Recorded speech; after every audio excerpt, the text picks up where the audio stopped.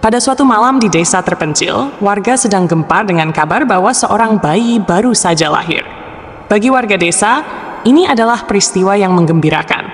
Tapi bagi makhluk-makhluk gaib yang mendiami desa itu, berita kelahiran ini adalah sinyal lain. Malam pesta makan. Adalah Mbak Kuyang, seorang makhluk yang dikenal karena seleranya terhadap bayi-bayi baru lahir. Dengan kepala melayang dan organ-organ tubuh menjuntai di bawahnya, ia adalah makhluk paling ditakuti di desa itu. Tapi kali ini, ia punya masalah besar. Sudah 3 hari terakhir, Mbak Kuyang menderita bisulan di bagian punggung kepalanya yang licin.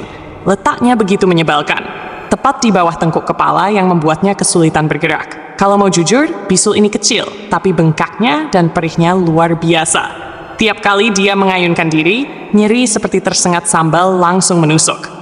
Malam itu, Mbak Kuyang berusaha terbang seperti biasa, walau sedikit terseok-seok. Ia tidak tahan dengan perih yang semakin menjadi-jadi. Ia pun mencoba menyemangati dirinya sendiri. "Ayo Kuyang, demi cita-cita dan kelangsungan hidup, lawan nyerinya," bisiknya. Ketika mendekati rumah tempat bayi itu dilahirkan, ia mendengar tangisan kecil dari dalam. Tangisan yang menggoda. Aroma bayi membuat air liurnya hampir menetes, meskipun dalam wujud yang tanpa mulut tetap bisa terasa kelezatannya. Namun, sebelum ia sempat mendekat, tiba-tiba bisulnya kembali berdenyut-denyut. Seperti genderang perang, rasa nyeri itu datang bergelombang hingga membuatnya kehilangan keseimbangan dan jatuh ke tumpukan jerami di dekat sumur tua. Saat itu juga, dari dalam rumah keluar Maknah, seorang bidan yang terkenal di desa. Maknah keluar dengan wajah waspada dan seutas batang serai di tangannya. "Wahai penghuni gaib, aku sudah mencium bau tidak enak," serunya. Mbak Kuyang, yang masih tersungkur di jerami sambil berusaha menahan nyeri, bergumam dalam hati. "Aduh, apa harus teriakan sekeras itu? Bisulku makin berdenyut nih." Maknah, yang tidak melihat bahwa Mbak Kuyang sedang bergumul dengan rasa sakitnya, mendekat dengan sigap. "Ah, jadi ini yang bikin huru-hara malam ini. Dasar Kuyang, pasti kamu lagi kelaparan ya?"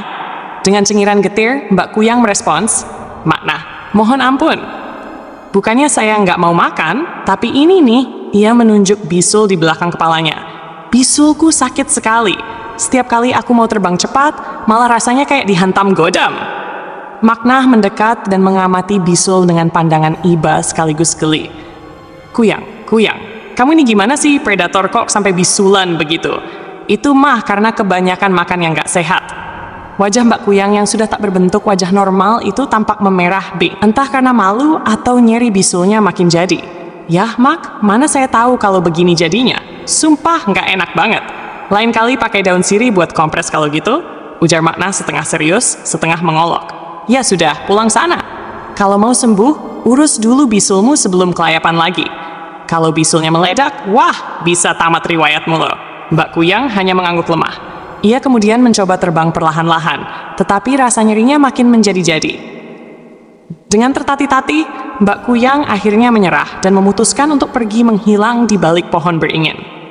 Sejak kejadian itu, legenda Mbak Kuyang di desa tersebut berubah. Bukan lagi sebagai sosok pemangsa bayi yang kejam, tetapi sebagai Mbak Kuyang yang gagal beraksi karena bisulan.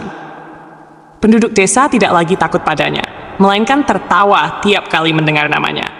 Bahkan, beberapa orang tua menjadikan kisah ini untuk menakuti anak-anak agar rajin merawat kebersihan tubuh mereka.